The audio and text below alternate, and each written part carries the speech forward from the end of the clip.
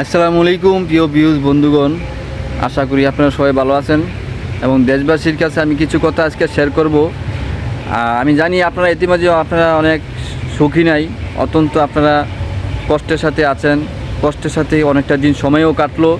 বন্যায় দেশে বন্যায় অনেক ক্ষয়গ্রস্ত হয়েছেন আমাদের বাংলাদেশের ফেনী এবং নোয়াখালী, আর বিশেষ করে কুমিল্লা জেলা বিভিন্ন এলাকাগুলো পানিয়ে অনেক ক্ষয়ক্ষতি হয়েছেন।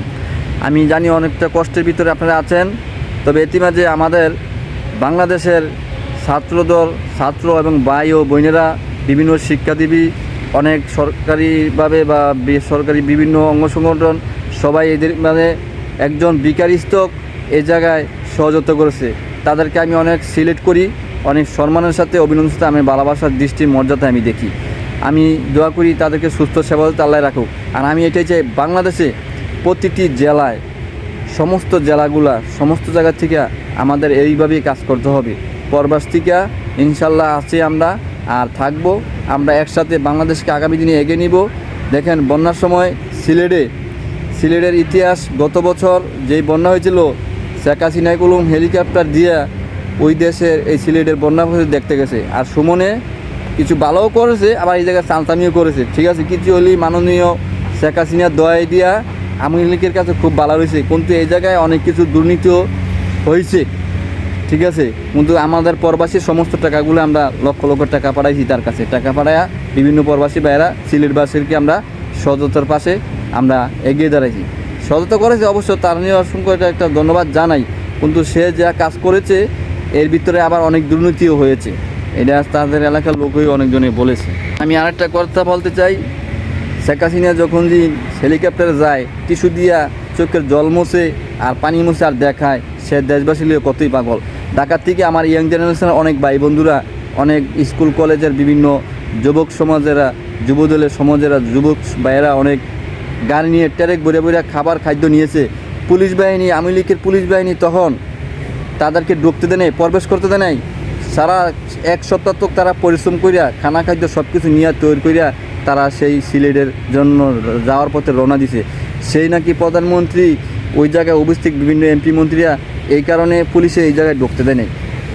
এইটা কোনো দিনও করা যাবে না। সে বাংলাদেশের নাগরিক, বাংলাদেশের সহযোগিতার আমার বাংলাদেশের একটা সিলেটের জেলা সভার ভিতরে বিভিন্ন ক্ষয়ক্ষতি হয়েছে, তারা সাহায্য করতে গেছে, তারা হেল্প করতে গেছে, মানুষের মানবতা ভালোবাসা নিয়ে গেছে। সেই জায়গায় দিয়ে তাদেরকে গাড়ি সব কিছু ডাকা হিরা ব্যাক করে দিয়েছে, তারা চোখের পানি জল ফালাইছে। ওই জায়গার থেকেই আওয়ামী লীগ যা করে গেছে কার্যকরী শত শত মানুষের চোখের জল ফালাইছে, কান্না করাইছে, তার এই সমস্ত আল্লাহ পাক রব্বিল আলামিন দেখছে। আজকের দিনে এই কারণে আওয়ামী লীগ এই অবস্থা, ঠিক আছে।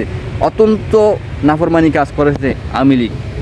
যাই হোক, আমি আওয়ামী লীগের বিষয়ে আমি আর কিছু বলতে চাই না।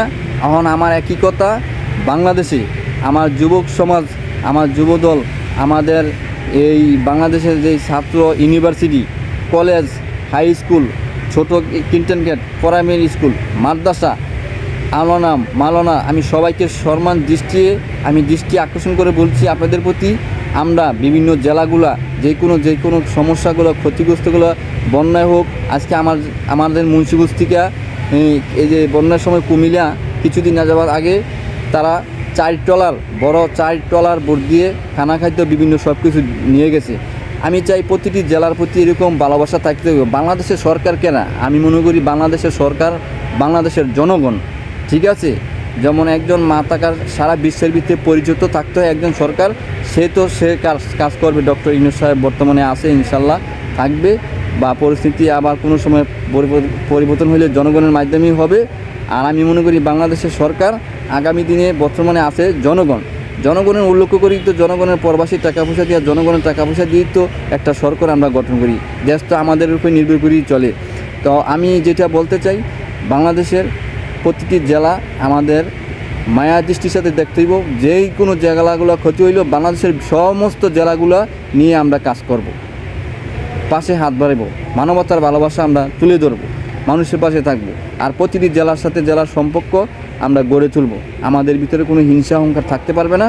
আমরা হাতে হাত রেখে, কাঁধে কাঁধ রেখে ভালোবাসার মহব্বতের সাথে দেখব। বিভিন্ন জেলায় আমরা যাব, ঘুরবো, খাইবো, বেড়াইবো, দুঃখ সুখ দেখব, দেশ নিয়ে পরিচালনা করব, দেখব।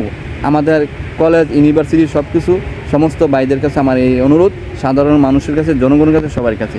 আশা করি এই কাজগুলো ইনশাল্লাহ এইভাবে হবে। যে কোনো সময় প্রতি বছরে বন্যা যে সমস্ত সমস্যাগুলো হয়, আমরা এইভাবেই কাজ করে দেবো। প্রত্যেকটা জেলা নিজের জেলা মনে করে কাজ করব। আশা করি সবাই বুঝছেন। আমার কথাগুলো যদি এই ভুল হয়ে থাকে, আপনারা আমাকে ক্ষমা দৃষ্টিতে দেখবেন। আমি আপনাদের সাথে আছি, আপনাদের সাথেই আমি চালতে চাই।